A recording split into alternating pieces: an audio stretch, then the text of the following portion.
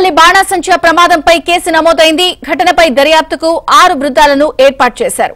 ఘటనా స్థలంలో forensic team ఆధారాలను సేకరించింది. పరిమితికి మించి బాణాసంచా ఉండడంతోనే భారీ పేలుడు జరిగి ఉంటుందని అనుమానిస్తున్నారు. ప్రమాద తీవ్రత ఏ స్థాయిలో జరిగింది అన్న అంశంపై ఘటనా స్థలం నుంచి మరింత సమాచారం మా ప్రతినిధి నాయుడు అందిస్తారు. నాయుడు, అనకాపల్లి జిల్లా కోటవట్ల మండలం కైలాసపట్నంలో జరిగినటువంటి భారీ పేలుడు ప్రమాద ఘటనా స్థలంలో ప్రస్తుతం మనం ఉన్నాం. ఇప్పుడు అదే ప్రదేశంలో బీభత్సమైనటువంటి ఇది ఒక్కసారిగా పేలుడు దాటికి జరిగినటువంటి బీభత్సం ఎలా ఉందో ఒకసారి మీకు చూపించేటువంటి ప్రయత్నం చేస్తున్నాం. ఒకసారి ఇక్కడ సుమారుగా చాలా ఏళ్ల నుంచి బాణసంచా తయారీ కేంద్రం రన్ చేస్తున్నారు. ఇక్కడ చాలా మంది వర్కర్స్ పనిచేస్తారు. వీళ్ళంతా కూడా ఇక్కడికి ఏంటంటే ఈ చుట్టుపక్కల ఉన్నటువంటి గ్రామాలు కావచ్చు, మిగతా ప్రాంతాలకు కావచ్చు, వాళ్ళు ఇక్కడి నుంచి ఆర్డర్స్ ఎప్పుడు ఇస్తూ ఉంటారు. వీళ్ళు ఈ విజయలక్ష్మి ఫైర్ క్రాకర్ సంబంధించి అనుమతులు కూడా 2026 వరకు ఉన్నాయి. అయితే నిన్న దాదాపు ఈ చుట్టుపక్కల గ్రామాల్లో పండుగలు ఉండడంతో ఆ పండుగలకు సంబంధించి ప్రత్యేక ఏర్పాట్లు చేయడం కోసం ఇక్కడ బాణసంచా తయారు చేస్తున్నారు. ఈ బాణసంచాని ఏంటంటే ఖచ్చితంగా ప్రెజర్ అవి పైకి వెళ్ళిన తర్వాత పేలడానికి వీలుగా వాటిని క్రాకర్స్ లో ఫిల్ చేస్తారు. ఈ ఫిల్ చేసే క్రమంలోనే ఈ ప్రమాదం జరిగింది అనేది ప్రాథమికంగా తెలుస్తుంది. ఇప్పుడు మనకి ఆల్రెడీ కనిపిస్తున్నాయి, ఒకసారి ఇవి చూడొచ్చు. ఇవి ఏవైతే కనిపిస్తున్నాయి వీటిలో నార్మల్ గా కూడా వీటిలో లోపలికి ఏం చేస్తారంటే గట్టిగా కోరడం జరుగుతుంది. అంటే బయట లీక్ అయితే అనకుండా వీటిని ప్రెజర్ పెట్టి కొంతవరకు ప్రెజర్ లో ఏదైతే కూరే క్రమంలోని ప్రమాదం జరిగినట్టు మనకు తెలిసింది. మొదట ప్రమాదం జరిగింది ఇప్పుడు ఇక్కడ మనకి ఈ ఓపెన్ షెడ్లు కనిపిస్తున్నాయి కదా, ఈ ఓపెన్ షెడ్స్ లో ఈ షెడ్స్ లోనే మొదట ప్రమాదం జరిగింది అనేది ఒక ప్రాథమికంగా తెలిసినటువంటి సమాచారం.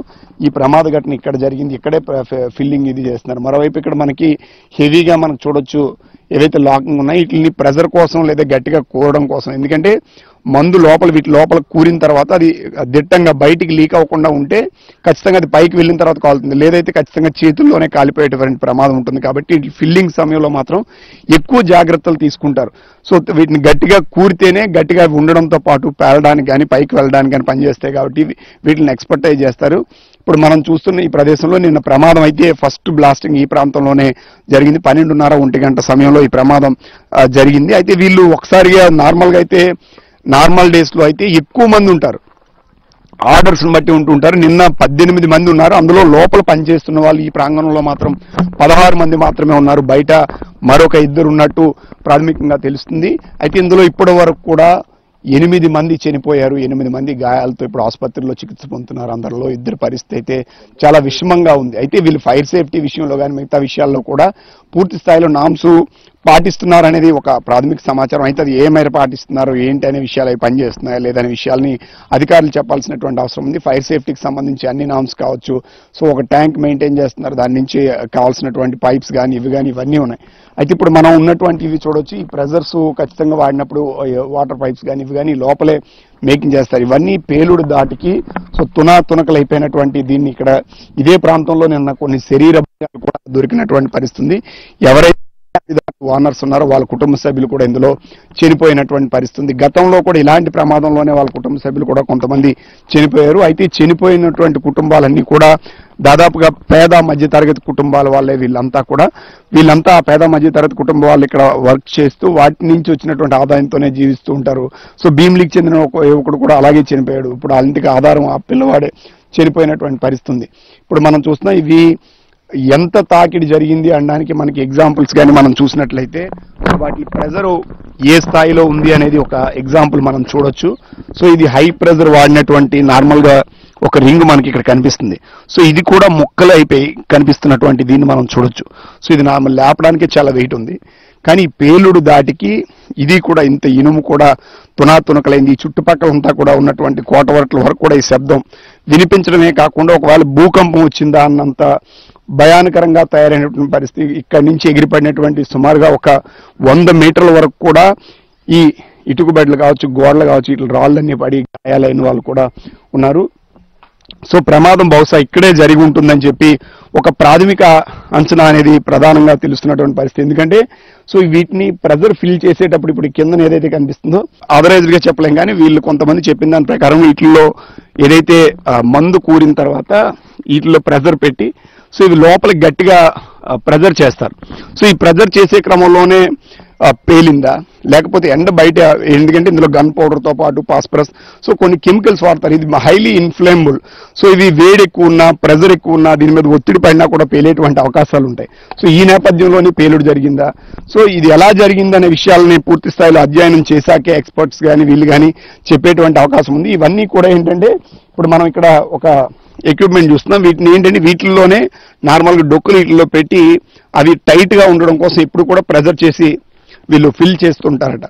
సో దాని కారణంగా జరిగిందా, లేకపోతే ఎండ ఎక్కువగా ఉంది దానివల్ల జరిగిందా, ప్రమాదం ఎలా జరిగిందనేది తెలియదు. మాత్రం ప్రాణాలు కోల్పోయినటువంటి పరిస్థితి. ఇప్పుడు వాళ్ళ కుటుంబాలు తీవ్ర ఆవేదనతో ఉన్నారు. ప్రభుత్వం నుంచి 15 లక్షల రూపాయలు ఎక్స్గ్రేషియో ప్రకటించారు. అటు కేంద్రం నుంచి కూడా ఎక్స్గ్రేషియో ప్రకటించినప్పుడు కూడా వాళ్ళ కుటుంబాలకు మాత్రం తీరని శోకంగానే చెప్పొచ్చు. అలాగే ఎవరైతే నిర్వాహకులు ఉన్నారో వాళ్ళ కుటుంబం కూడా ప్రస్తుతం ఇందులోనే చనిపోయినటువంటి పరిస్థితి. వాళ్ళ కుటుంబ సభ్యులు కూడా చనిపోయినటువంటి పరిస్థితి. మరి కొంతమంది ఆసుపత్రుల్లో గాయాల పాలై ఉన్నారు. అందులో ఒకరి పరిస్థితి చాలా విషమంగా ఉన్నటువంటి పరిస్థితి. సో అక్కడ దాటికి ఈ ప్రాంతంలో ఆల్రెడీ ఇది స్టోరు, మిగతావి కూడా ఇక్కడే ఉన్నాయి. సో అంతా కేవలం 5 నిమిషాల లోపే జరిగిపోయింది. ఎందుకంటే ఆ బ్లాస్టింగ్ జరిగిన మరుక్షణం కూడా ఈ చుట్టుపక్కల మనం ఆ దాకిడి చూడొచ్చు. ఇటువైపు మనకు కనిపిస్తున్నటువంటి చెట్లు కనిపిస్తున్నాయి. సో ఒకసారిగా ఆ దాటికి ఇవి పూర్తిగా కాలి ఇవైపోయినటువంటి పరిస్థితి. అలాగే అక్కడ ఉన్నటువంటి అది కూడా ఉంది. సో ఈ ప్రాంతం అంతా కూడా కుటుంబ సభ్యులే ఉంది.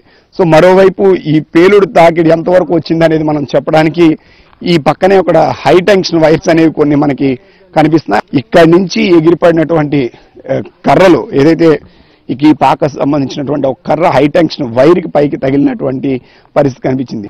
ఇక్కడ వాడేటువంటి కెమికల్స్ ఉంటాయి, అవన్నీ కూడా స్టోరేజ్ చేసినటువంటి ప్రాంతం. సో ఆ పేలుడు దాటికి ఆటోమేటిక్గా ఇది కూడా బ్లాస్ట్ అయ్యి పూర్తిగా తునకలైనటువంటి పరిస్థితి. ఇక్కడ బళ్ళు కానీ ఇవి కానీ ఇక్కడ ఉన్నటువంటి గ్యాస్ బండ్లు చాలా దూరాన్ని ఎగిరిపడినటువంటి పరిస్థితి మనకు కనిపిస్తుంది. ఒక జనరేటర్ ఆ తాగిడికి ఎంత బీభత్సంగా బ్లాస్ట్ అయిందనేది మనం చూడొచ్చు. సో ఇవన్నీ కూడా ఇక్కడికి వచ్చి చూస్తే మాత్రం సో మనసు చూసిన నిన్న ఈ ప్రాంతానికి వచ్చి చూసిన వాళ్ళందరూ కూడా మనసు చలించిపోయినటువంటి పరిస్థితి. మృతదేహాలన్నీ కూడా ఈ చుట్టూ పడున్నటువంటి పరిస్థితి కనిపిస్తుంది. కొంతమంది గాయాలతో, రక్తం ఓడుతూ, ఆర్తనాదాలతో తీవ్ర ఇక్కడికి వస్తే ఒక భయానకరమైనటువంటి వాతావరణం ఉంది. ఇప్పుడు ఈ రోజు ఇక్కడ నిశ్శబ్దం కనిపిస్తున్నప్పటికీ కూడా ఇక్కడ 8 మంది ప్రాణాలు కోల్పోయి ఈ రోజు వాళ్ళంతా కూడా రోడ్డును పడినటువంటి పరిస్థితి. నిర్వాహకులతో పాటు అందరూ తీవ్ర ఇబ్బందులు పడుతున్నాయి. దీనిపైన ప్రభుత్వం కూడా ఇకపై నుంచి ఖచ్చితంగా ఈ నిబంధనలు వీటిపైన పూర్తి స్థాయిలో చర్యలు తీసుకుంటామని చెప్తుంది. కానీ వీళ్ళకి లైసెన్స్ ఉంది, చాలా కాలం నుంచి పనిచేస్తున్నారు. ఇలాంటి ప్రమాదాలని పొరపాటున ప్రమాదవశాత్తు ఎక్కువ జరగడానికి ఆస్కారం ఉంటుంది. ఇక్కడ కూడా ఇది ప్రమాదవశాత్తు జరిగిందని ఒక ప్రాథమిక సమాచారం.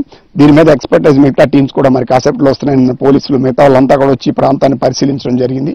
సో బాధితులకి సహాయం చేసినప్పటికీ కూడా ఇప్పుడు ఇలాంటి ఘటనలు తరచు, అంటే గతంలో కూడా ఇదే కుటుంబం నుంచి ఇప్పుడు ఎవరైతే నిర్వాహకులు వాళ్ళ కుటుంబం కూడా ఇలాగే బ్లాస్టింగ్ లో చనిపోయినట్టు ఈ ప్రాంతం అంతా మాత్రం ఇప్పటికి కూడా చూస్తే అక్కడ వాళ్ళని ఎవరైతే క్షతగాతులు ఉన్నారో వాళ్ళకి కదిపిన.